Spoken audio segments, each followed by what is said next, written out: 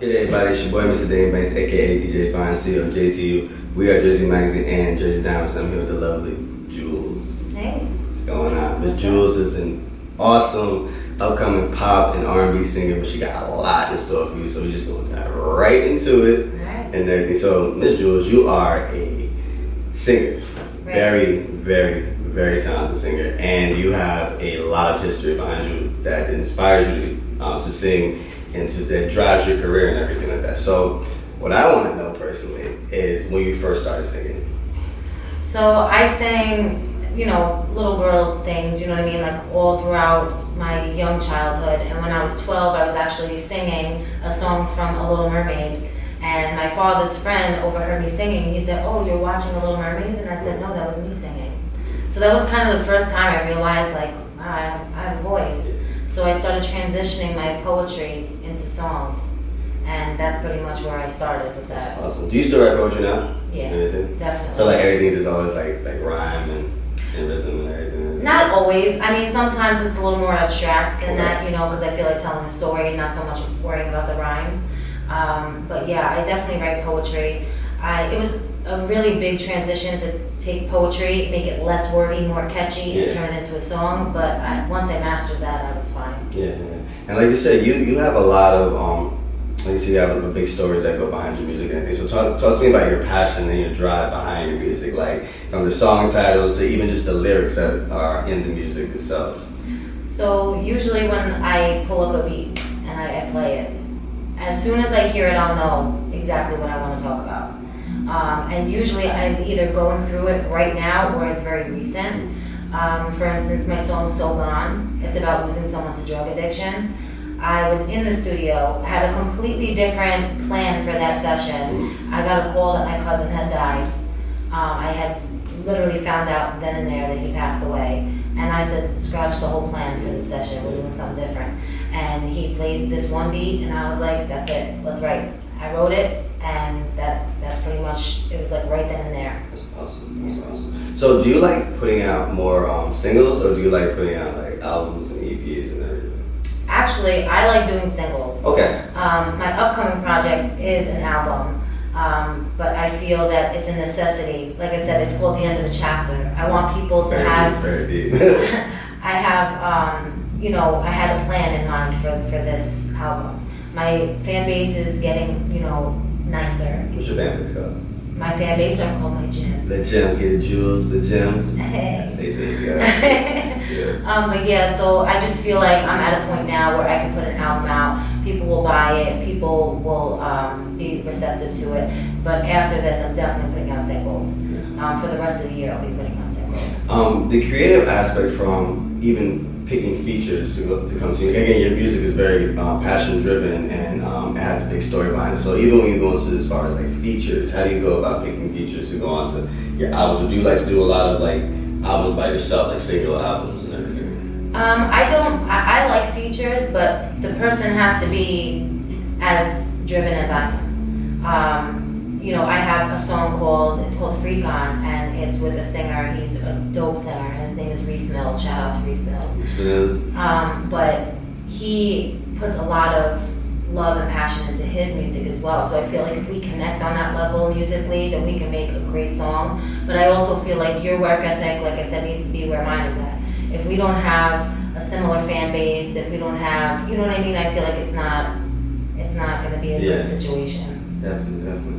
So let me flip it. So how do you go about featuring on other artists' tracks? That's a good question. Hey, all right. How do you go about that? Actually, I'm on like five singles right now. Okay. A lot of people, a lot of rappers. I even put a post out there a few weeks ago. I'm like, you rappers don't realize that if you had a singer on your hook, it would make something so different. It would add depth to the song. A lot of them, especially at events, I see them and they're singing their own hook, but they're not singers. So a few of them have reached out to me. Some really like deeply connected in the industry, and I'm so excited about that one. That's actually, I'll be in the studio on Monday for that one. Awesome. But I reach out to them. I'm like, hey, do you need a singer? I would love to have you on a track. People need to know that you're serious, though. You know what I mean? People need to know that you have that drive and that you have a fan base and that you're really gonna go for it. You know what I mean? People don't, a lot of independent artists don't take their craft seriously, especially on the business aspects of things. Yeah. You hit the nail on the head right there. Yeah. Definitely. So now let's dive into performing. When was the first time you ever performed and you were like, I have to continue to do this? Like When I was 14. See, everything is from young. Yeah. When I was 14, I wrote my first song, and it was a cappella, I didn't have a beat. When I was young, I didn't write to beats. I just wrote from melodies in my head. And I sang it a cappella in front of, excuse me, the entire school when I was young. And from then on, I was like, wow, because everybody just went crazy. Because I was like this little girl, like they didn't realize I had a big voice. And that's when I knew. I was like, I need to continue with this. So from 14 to now where you're at now, how has the transition changed like over time, which is performing? Like you just become more comfortable in front of bigger crowds. Like how is it like just how do you get like those butterflies out your stomach to when now, or do you still have them? I still get them. When you go on stage, you're just like, all right, we just gotta get this done. Or, like do you zone out when your music comes on? Like how does that whole process go for you? When I'm on stage, like I feel now I'm more comfortable talking to the audience, whereas back in the day I'll be like, like, you know, silence, you know. But now I'm just like I'm cool with it. I'm happy. I'm confident, and I feel like I have really came out of my shell from the last year.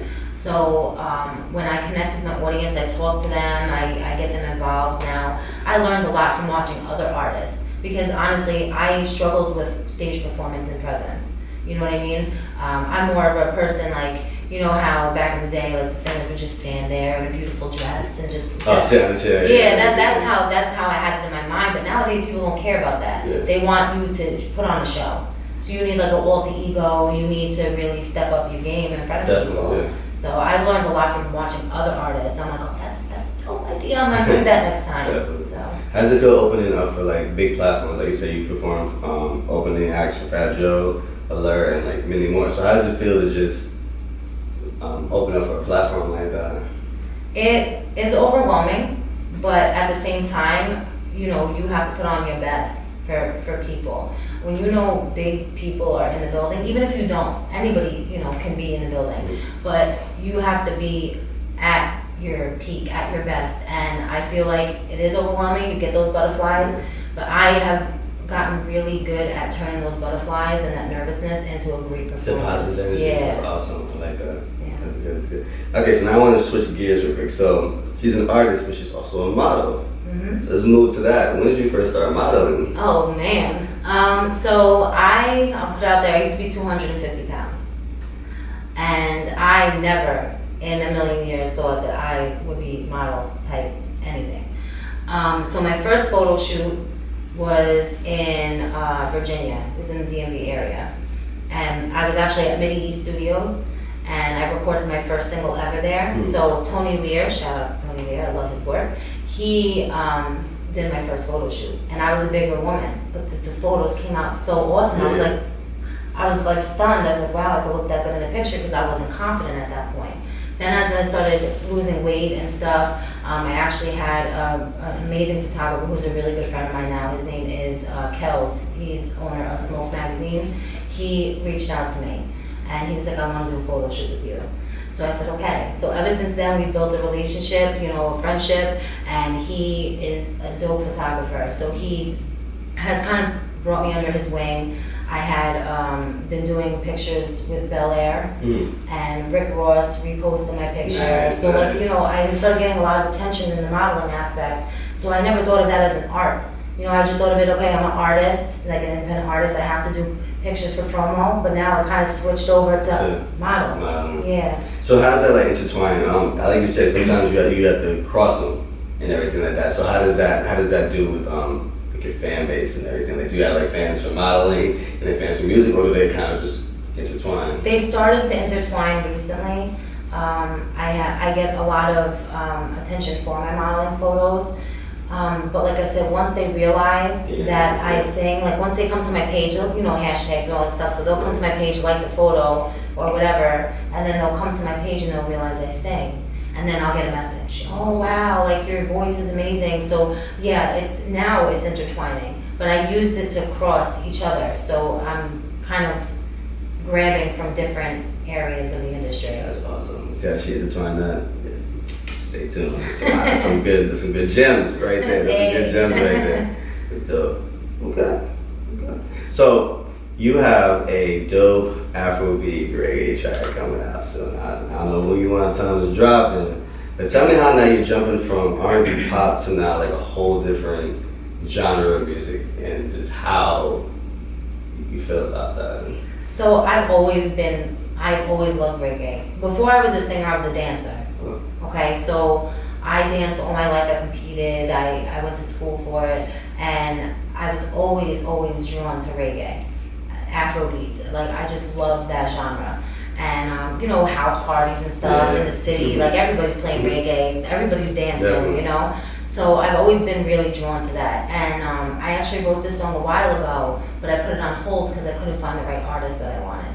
So I was looking for an Afrobeats artist. I actually found one. I'm not going to release any names yet. But the song is definitely summer vibe. Like I can picture this whole treatment in my head at the beach. You know what I'm saying? So it's really, it was no big deal to transition. I like to dip into different genres.